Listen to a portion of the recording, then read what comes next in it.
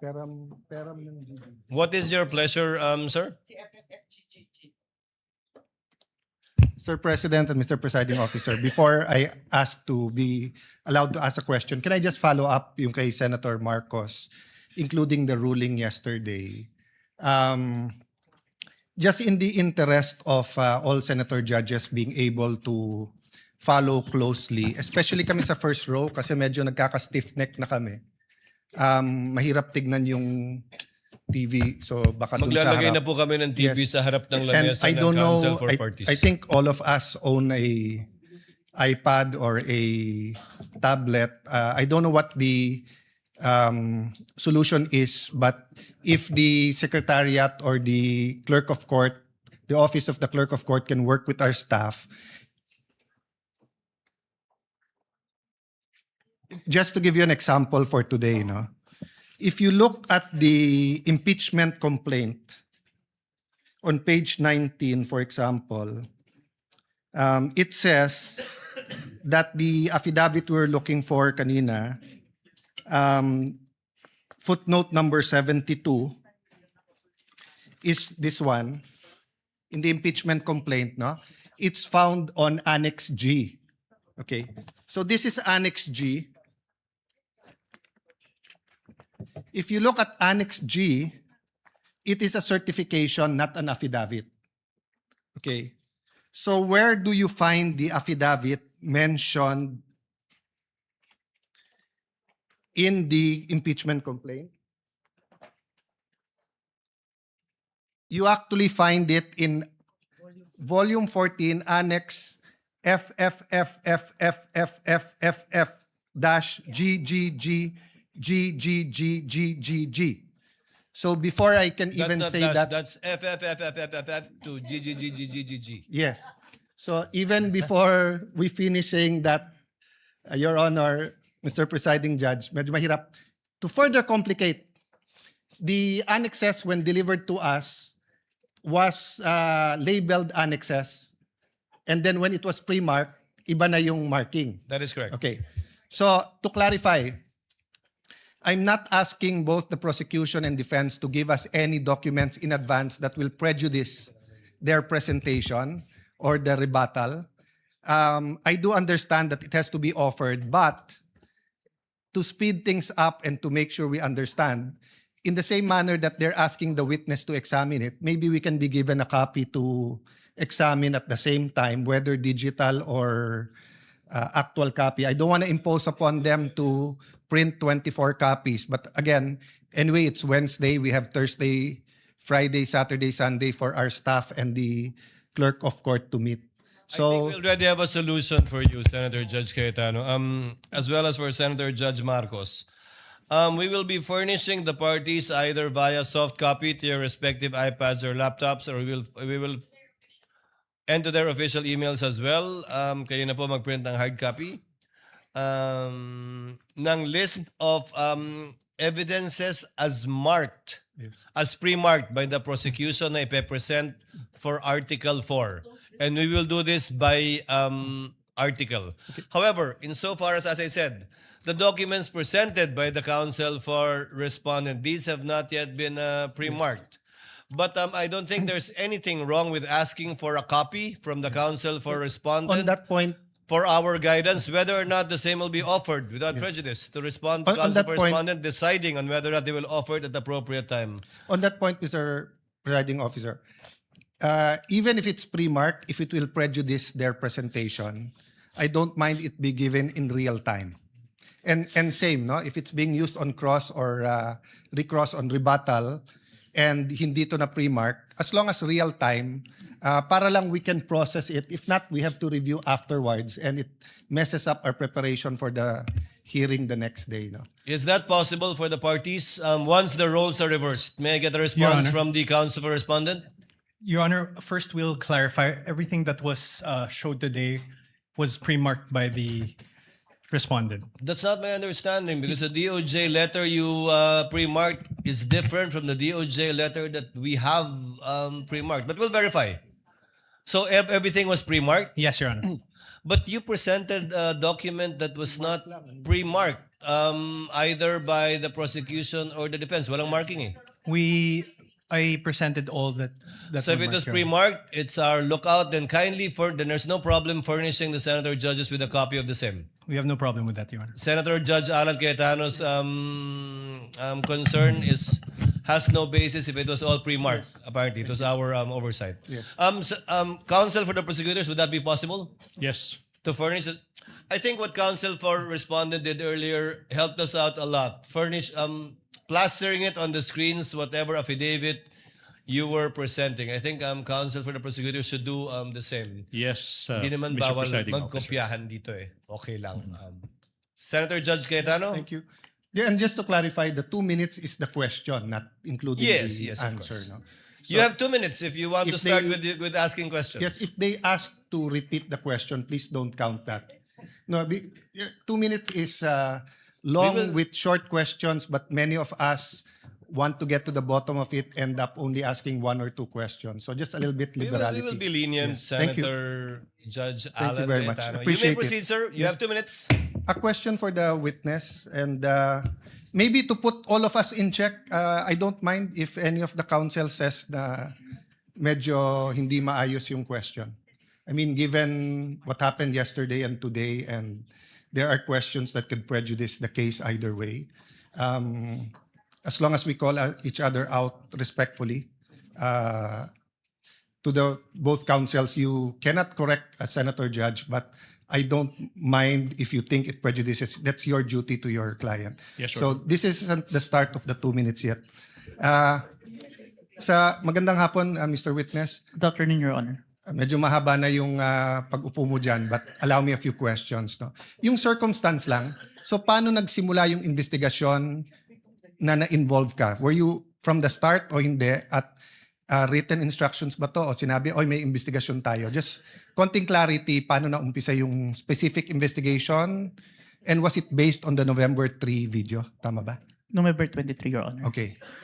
It all started, I received a phone call, sir, from my executive officer that there is a video wherein there is a statement given by the Vice President, which is classified as threat, and I was tasked and assigned to investigate the case, sir. Okay. So basically, ganun yung pagkasabi na I'm tasking you to look at the video, investigate. Yes, Your Honor. Were you working alone or with a group? With a group, Your Honor. NBI group. Yes, Your Honor. And was this is there an interagency also or just purely NBI? Don't have personal knowledge. Maybe our chief, sir, has the Okay. knowledge on that, sir. Yes. No, that's all I asked for naman, yung personal knowledge. Yes, Your Honor. Pakiulit mo yung sinabing, how exactly sinabi sa'yo na tignan mo yung video, imbestigahan mo, or may statement? So, To be specific, sir, as far as I remember, may statement si Vice President regarding the November 23 press conference na kung saan may pagbabanta na naganap, Okay. pakiimbestigahan. pakiimbestigahan. So, ganun ka-general. May Yes po. pagbabantang naganap, pakiimbestigahan. Yes po. And you proceeded by watching the video. Yes, Your Honor. And when you watched the video, you got to the part na may pagbabanta. No, Your Honor. I first don't know which part of that. So you watched the whole video, of course. First, the clippings, Your Honor. Okay. Then, I look for the whole video, Your Honor. Then you watched the whole video. Yes, Your Honor. And thank you for your honesty. So after the clipping, tapos the whole video, what did you do next? You reported or you made your recommendations? I don't understand the process lang kasi. Upon identifying the whole video, I informed my executive officer that I identified the video, Your Honor. And then yung sinabi mo yesterday, then you started looking for patterns. That's why you looked at yung dating mga video ni Vice President. Yes, Your Honor. So you started investigating the threat against the President, the First Lady, and the former Speaker of the House. Yes, Your Honor. Did you investigate the threat against the Vice President? We tried, Your Honor. How did you try? It is included in our letter to the Vice President, Your Honor. That's why we were inviting her to proceed to our office to investigate the threats to her life, Your Honor. How about the vlogger who asked her about Oplan or whatever they call that Romanov, did you invite them? Yes, Your Honor. And did they testify? The Princess Maui did not appear, Your Honor. Did not appear. Did you also look for previous videos that are threatening to the Vice President?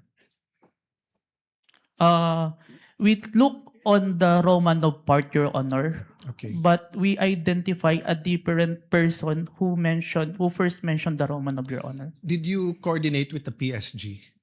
I have no personal knowledge, Your Honor.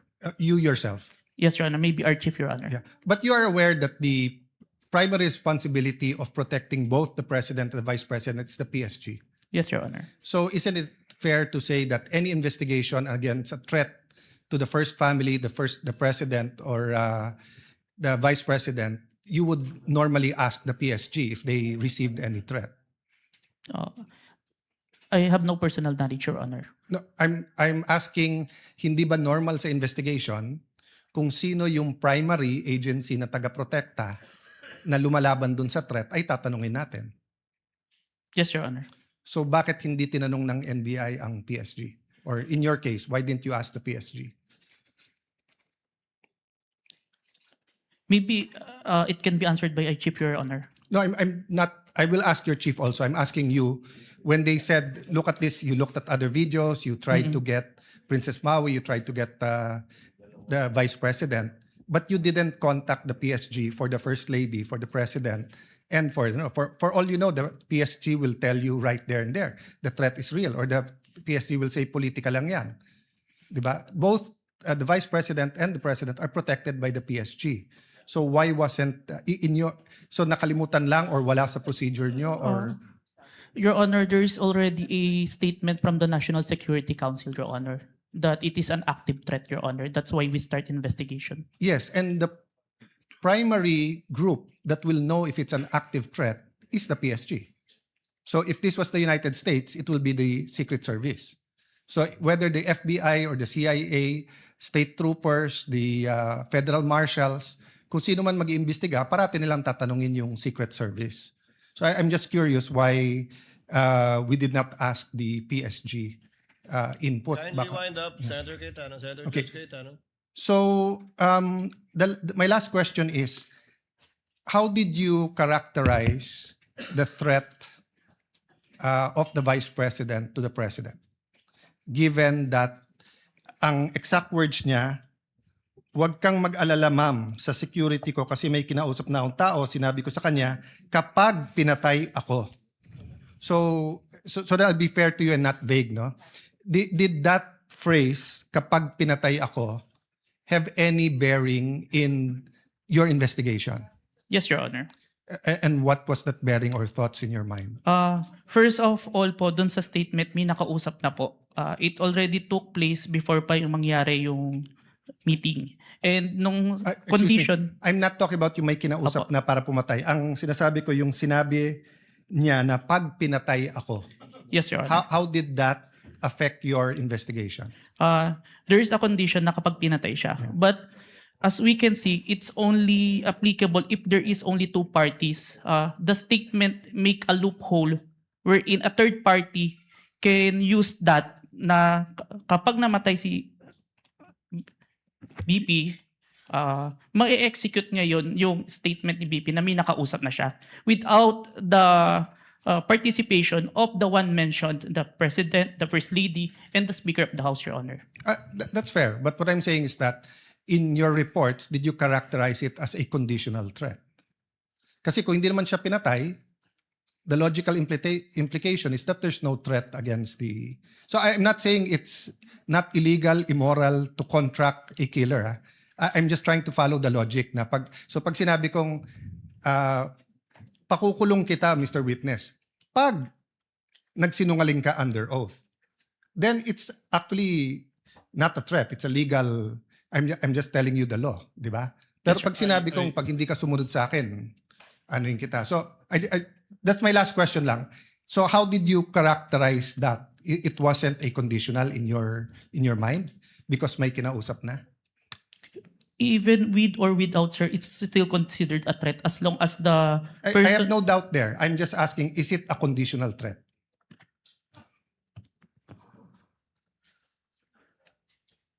Based on our affidavit, sir, I believe it's conditional, which Based in your affidavit. But your initial assessment, yung personal mo as an investigator, this is an investigation of the whole NBI, but yung personal mo. the threat is absolute, sir. Okay. Thank you, Mr. President. Thank you. Thank you, Senator Judge Cayetano. Your We Honor. now proceed